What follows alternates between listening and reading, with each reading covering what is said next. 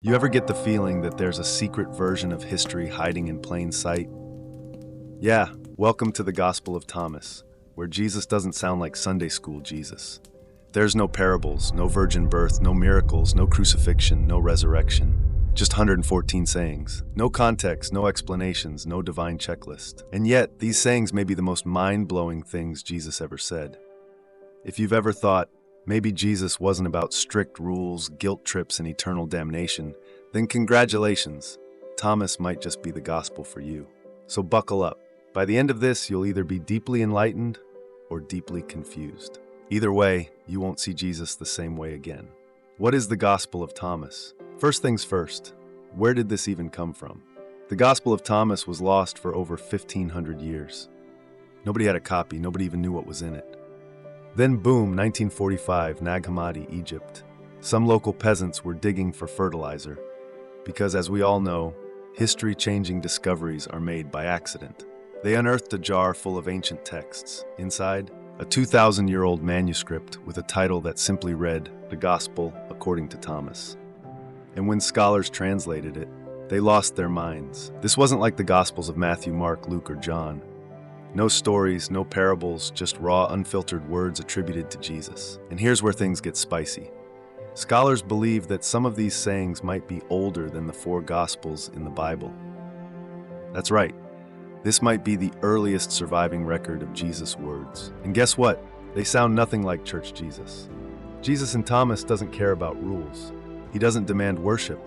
He doesn't talk about heaven and hell like a divine bouncer. He talks about you, your mind, your perception, your ability to awaken to a deeper reality. Sounds made up? Then explain why this exact version of Jesus was banned for over 1,600 years.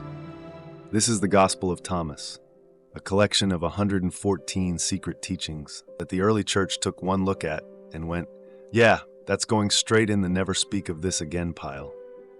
It was buried, hidden, erased. If you've ever wondered what happens when a spiritual movement turns into an empire, buckle up. The early days of Christianity, absolute chaos. There wasn't one version of Jesus' message, there were dozens. And the Gospel of Thomas, it was one of the most radical of the lot. Then along comes Emperor Constantine in the 4th century, looking to organize Christianity into a nice, neat, controllable package. The church needed a story that gave them clear hierarchy, God, Jesus, church, you. A simple, follow the rules or else system.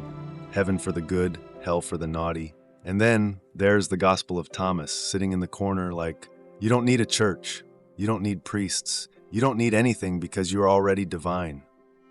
Yeah, that was never going to make the final cut. So what did they do? They burned it, declared it heresy, and for 1,600 years it disappeared. Until it didn't.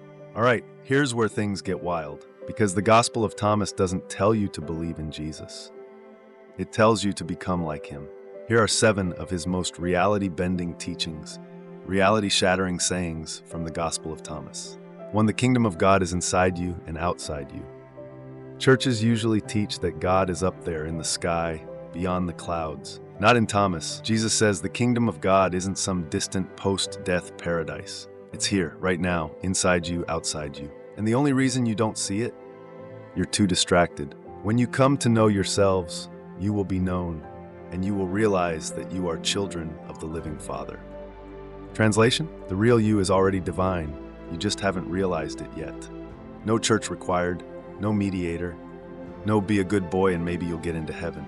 The door was never locked. You just haven't opened your heart. 2. Split a piece of wood, I am there. Lift up the stone and you will find me there. Ever get the feeling that divinity isn't locked away in a temple or a book? Jesus and Thomas would agree. Forget golden altars and stained glass windows. He says, want to find me? Break a piece of wood, lift a rock. In other words, God isn't just in some distant galaxy. God is in the dirt, the trees, the wind, the atoms. God is in the mundane, the ordinary, the overlooked. God is literally woven into all of reality itself. And if that doesn't change how you see the world, I don't know what will. Let him who seeks continue seeking until he finds. When he finds, he will become troubled. When he becomes troubled, he will be astonished, and he will rule over the all. This is next-level cryptic wisdom. Jesus in Thomas doesn't spoon-feed. He basically says, if you start searching for truth, you'll find it. But when you do, you won't like what you find. Because the truth, it's uncomfortable. It wrecks your worldview. It makes you question everything you thought was certain. But if you push through that discomfort, if you lean into the fear instead of running from it, you become free. And once you're free, the world doesn't control you anymore. For if you do not fast from the world, you will not find the kingdom. Now, before you go starving yourself, let's be clear, this isn't about skipping meals. Jesus is saying, stop being hypnotized by the material world. Stop chasing money, power, fame, approval, validation. Because the more obsessed you are with outside distractions, the less you see what's already within you. Detach from the noise, and you'll start seeing reality clearly. 5. The one who knows everything but fails to know himself lacks everything. Ever met someone who's insanely smart but completely miserable?